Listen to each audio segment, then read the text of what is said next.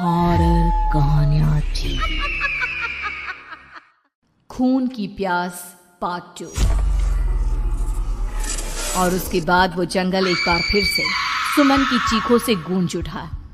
लेकिन आज की रात सुमन की चीखों को सुनने वाला वहां पर कोई भी नहीं था। अगर वहां पर कोई मौजूद था तो बस हरिया, जो कि अब एक भेड़िए में बदल चुका था। सुमन के बालों को पकड़कर घसीटते हुए वो जंगल के बीचों बीच एक जगह पर ले जा रहा था। अगली सुबह गांव में। अरे भाई, पता नहीं क्या बात है, अपने गांव का हरिया किसान और उसकी पत्नी सुमन दोनों गायब हैं। दोनों का कोई अता पता नहीं। अरे कैसी बातें कर रहे हो भाई, ये कब हुआ है?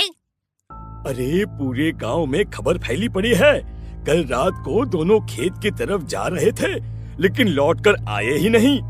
तो हो सकता है अपने खेत पर होंगे। पूरा गांव ढूंढ कर आया है भाई। जानते हो क्या मिला वहां पर? क्या हुआ भाई? क्या मिला? बताओ हमें, क्या मिला? अरे हरिया की पत्नी सुमन के कपड़े पड़े हुए थे। शरीर का एक एक कपड़ा फटा हुआ झोपड़ी के बाहर पड़ा था, लेकिन दोनों पति पत्नी का कोई पता ठिकाना नहीं था।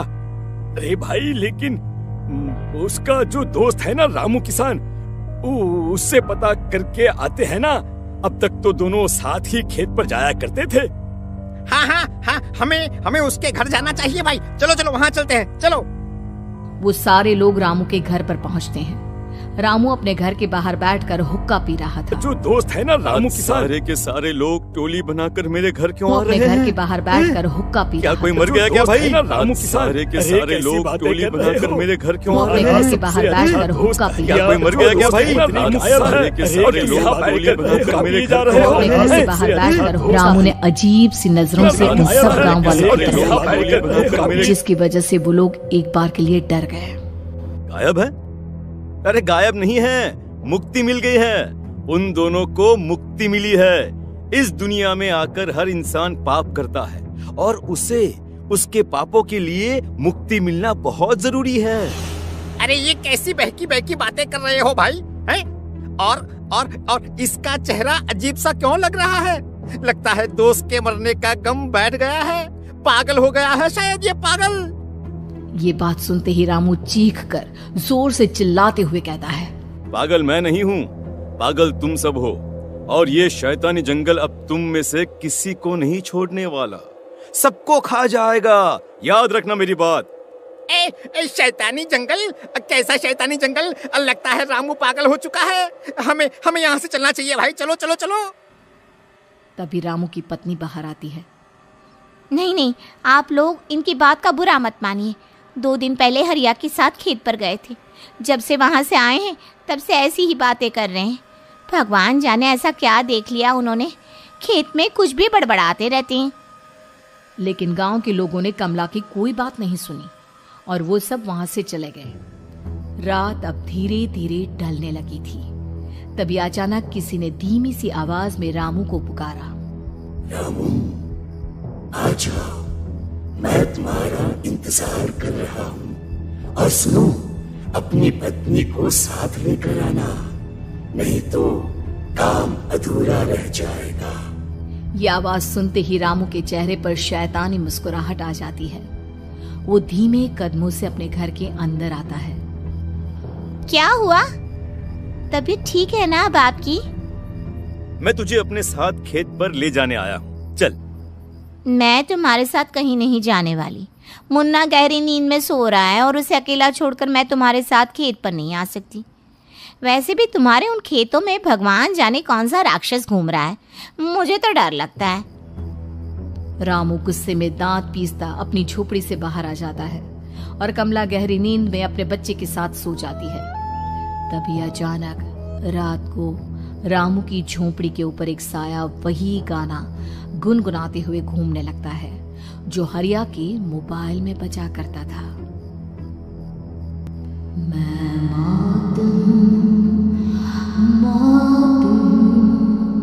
मौत जो पसरी चारों, जो आएगी कहीं से भी निगल जाएगी सबको।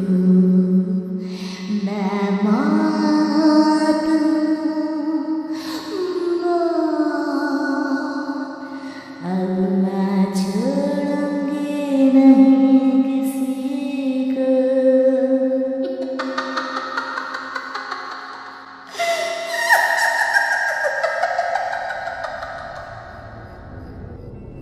ये आवाज सुनकर रामू की पत्नी कमला की आंख खुलती है और वो देखती है कि उसका मुन्ना अपनी जगह से गायब था। कमला चीखते हुए बाहर दौड़ कर आती है। वहां पर उसने देखा कि रामू ने अपने बच्चे को झोपड़ी के बाहर एक पेड़ से उल्टा लटकाया हुआ था और उसका बच्चा चीख चीख कर रो रहा था। वहीं दूसरी तरफ एक साया बच्चे के ठीक नीचे आग जलाकर उसके चारों तरफ हैवानों की तरफ नाच रहा था। छोड़ दो मेरे बच्चे को। अरे क्या कर रहे हो तुम? शर्म नहीं आती तुम्हें अपने ही बच्चे को इस तरह मौत के हवाले करते हुए? अपना बच्चा? किसने कहा ये मेरा बच्चा है? अरे ये तो उस रामू की औलाद है, इस गांव के किसान रामू की, और मेरी दुश्मनी इस गांव के हर इंसान के साथ है। क्या कैसी बात कर रहे हो तुम? और ये औरत कौन है? ये मेरे बच्चे को खा जाएगी। तभी अचानक से उस साया ने एक बेहद खतरनाक दिखने वाली औरत का रूप ले लिया और उसकी आंखों से आग निकल रही थी। सही पहचाना तूने, मैं तेरे बच्चे को खा जाऊंगी। अगर तू अपनी इस हैवान पति रामू के साथ जंगल नहीं आई तो लेकिन क्यों? आखिर क्या चाहती हो तुम मुझसे? मुझे जंगल क्यों ले जाना चाहती हो? औरत बुरी तरह से ठहाके मार मार कर जोर जोर से हंसने लगी और साथ में रामू भी। ये तो तुझे वहाँ चलने के बाद ही पता चलेगा ना। अगर तू नहीं आई तो थोड़ी देर में तेरा ये बच्चा आग में जलकर मर जाएगा। चल जल्दी। नहीं मेरे बच्चे को छोड़ दो। तुम जहाँ कहोगे मैं तुम्हारे साथ चलने के लिए तैयार हूँ। और उसके बाद उस बच्चे को झोपड़ी में लिटाकर आगे आगे वो साया चल रहा था और उसके पीछे पीछे रामू अपनी पत्नी के बाल पकड़कर उसे घसीटते हुए जंगल की तरफ ले गया। जंगल में जाने के बाद, कितनी खूबसूरत हो तुम। आज की रात बस तुम और मैं एक दूसरे के साथ रहेंगे। मुझे तुमसे बहुत डर लग रहा है। तुम्हें क्या हो गया है? तुम तो बिल्कुल ठीक थे। वो होगा जो हमारे बीच होना चाहिए। तो आओ अपने आप को मेरे हवाले कर दो। कमला ने डर की वजह से अपनी दोनों आंखें कसकर बंद कर ली थी। रामू ने बुरी तरह से चीख कर कमला से कहा, आंखें खोलो अपनी और मेरी तरफ देखो। कमला ने जैसे ही अपनी आंखें खोली उसने देखा कि रामू एक खतरनाक खूनी हैवान में बदल चुका था। कौन हो तुम? जाने दो मुझे। क्या चाहते हो मुझसे? वही जो एक आदमी एक औरत से चाहता है।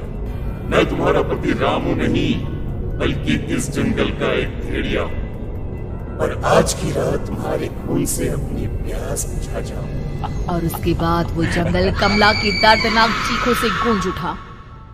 अगली सुबह कमला के कपड़े भी जंगल में उसी तरह पाए गए जैसे कि सुमन के पाए गए थे। इस घटना के बाद पूरे गांव में दहशत का माहौल था। अपने माँ बाप की मौत और गांव में हो रहे इस तरह की घटनाओं की खबर सुनकर किशन शहर से गांव लौट आया था। अपने माँ बाप की बेदर्द मौत की वजह से वो बहुत परेशान था। तभी अचानक उसे अपने घर में खाट के नीचे पड़ा हुआ वो मोबाइल फोन मिला जो उसने अपने पापा हरिया को गिफ्ट किया था। अरे कितने प्यार से पापा के लिए मोबाइल फोन लेकर आया था। इसे एक दिन भी काम में नहीं ले पाए। और आखिर कौन है जो गांव में इस तरह की हत्याएं कर रहा है? क्या है इन सब के पीछे? क्या है? मुझे पता करना ही होगा, वरना एक दिन पूरा का पूरा गांव खाली हो जाएगा। इस गांव में एक भी जिंदा इंसान नहीं बचेगा। गांव के लोगों की मदद करने के इरादे से किशन अपने गांव से दूर एक दूसरे गांव में बहुत बड़े तांत्रिक के पास मिलने के लिए गया। तांत्रिक बाबा, अब आप ही कुछ उपाय बता सकते हैं। भगवान जाने हमारे गांव को किसकी नजर लग गई है। नजर नहीं लगी है, किसी ने तुम्हारे गांव को बद्दुआ दी है। किसी सताई हुई आत्मा का प्रकोप है और अब वो पूरे गांव में किसी को नहीं छोड़ेगी जब तक उसकी आत्मा को शांति नहीं मिल जाती। अरे लेकिन ऐसा कौन है बाबा? किसकी आत्मा है और कैसे मिलेगी उसे शांति? मौत है, मौत कहीं से भी आएगी और सबको निगल जाएगी। इससे बचने का सिर्फ एक ही उपाय है, लेकिन उस उपाय को करना आसान नहीं होगा। जो भी उस उपाय को करने की कोशिश करेगा उसकी जान जा सकती है। भले ही मेरी जान चली जाए, लेकिन मैं अपने गांव के लोगों की जान बचाने की पूरी कोशिश करूंगा बाबा। तो ठीक है फिर, अगली अमावस की रात जैसा मैं कहता हूँ वैसा ही करना। अमावस की रात तांत्रिक के बताए अनुसार किशन अपने साथ केरोसिन लेकर जंगल की तरफ चल पड़ा। उसके हाथ में देवी के मंदिर का सिंदूर भी था। किशन जंगल के बीचों बीच पहुंचा। ये देखकर उसकी आंखें फटी की फटी रह गई। वहां एक उबलते पानी का तालाब था और कई लोगों की लाश लटक रही थी। किशन के माँ बाप की लाश भी वहीं थी। माँ, बापू, क्या हो गया? ये क्या हो गया? तभी वहां पर एक औरत और आदमी आते हैं। उन्हें देखकर किशन चौंक जाता है। गोपाल काका, आपकी तो 5 साल पहले मौत हो गई थी। और निर्मला काकी, आप? मौत तो हो गई थी, लेकिन तुम ये नहीं जानते कि हमारी मौत कैसे हुई थी। क्या कहना चाहते हैं आप? कुछ नहीं, बस ये जान लो कि अब इस गांव में कोई जिंदा नहीं बचेगा। लेकिन क्यों काकी? क्योंकि 5 साल पहले इन गांव वालों ने मुझे डायन बताकर पत्थर मार मार के मार डाला। मेरी कोई गलती नहीं थी। गांव का एक बच्चा क्या लापता हुआ, सारा इल्जाम मेरी पत्नी पे डाल दिया। और जब मैंने निर्मला की जान बचाने की कोशिश की तो मुझे भी मार डाला। आपके साथ ये बहुत गलत हुआ काकी, लेकिन आप जो कर रहे हैं वो भी सही नहीं है ना? तुम यहाँ से चले जाओ वरना तुम भी नहीं बचोगे। हमारी आत्मा पिछले 5 साल से मुक्ति के लिए भटक रही है। चले जाओ यहाँ से। मौका देखकर किशन सिंदूर उन दोनों के ऊपर डाल देता है।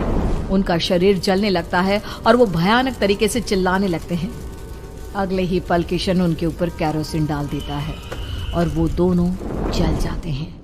किशन अपने माँ बाप और दूसरी लाशों का अंतिम संस्कार करवाता है और अपने घर लौट आता है। लेकिन वो अभी भी इस बात से अनजान है कि मोबाइल अभी भी बज रहा था।